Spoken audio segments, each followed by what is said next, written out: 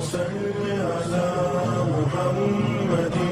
وآل محمد اللهم صل على اعوذ باللہ من الشیطان الرجیم بسم اللہ الرحمن الرحیم اللہم صلی علی سیدنا محمد وعلی آل محمد۔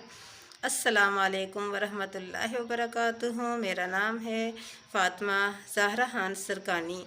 اور آج ہم پھر درود پاک کی فضیلت بیان کرتے ہیں۔ اس میں ہم پڑھیں گے 1 مرتبہ درود شریف پڑھنے سے 10 گناہ اور 10 درجات بلند ہونا،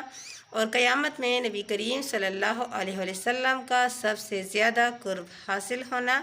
نبی کریم صلی اللہ علیہ وسلم تک سلام پہنچانے کے لیے فرشتوں کا مقرر ہونا۔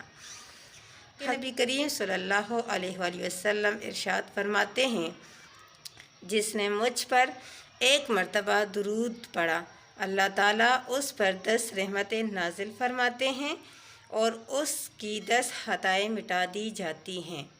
اور اس کے 10 درجے بلند کر دیے جاتے ہیں۔ حضرت عبداللہ بن مسعود رضی اللہ تعالیٰ عنہ سے مروی ہے کہ نبی کریم صلی اللہ علیہ وسلم ارشاد فرماتے تھے،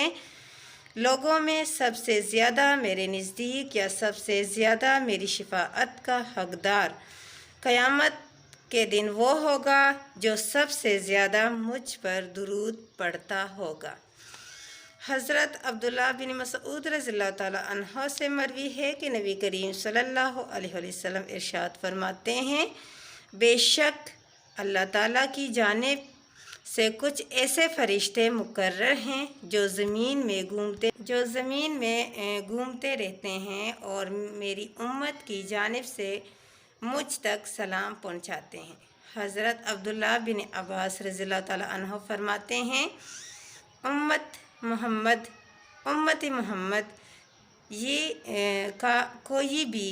فرد جب نبی کریم صلی اللہ علیہ وسلم پر درود پڑھتا تو وہ ضرور حضور صلی اللہ علیہ وسلم تک پہنچتا ہے۔ فرشتہ آپ صلی اللہ علیہ وسلم تک یہ درود پہنچا کر کہتا ہے، فلاں شخص نے آپ پر اس طرح درود بھیجا ہے۔ ایک اور روایت میں آپ صلی اللہ علیہ وسلم کا ارشاد ہے، تم جہاں کہیں بھی ہو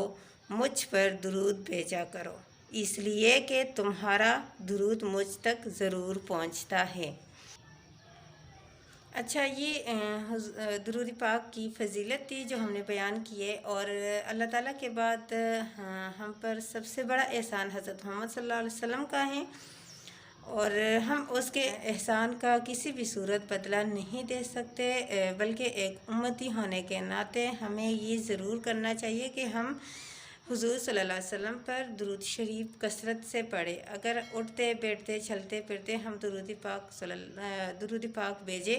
حضرت محمد صلی اللہ علیہ وسلم پر، اور یہ تو رمضان کا مہینہ ہے تو ہمیں زیادہ سے زیادہ کوشش کرنی چاہیے کہ اس رمضان کے مہینے میں اپنے نبی حضرت محمد صلی اللہ علیہ وسلم پر زیادہ سے زیادہ درود پڑھے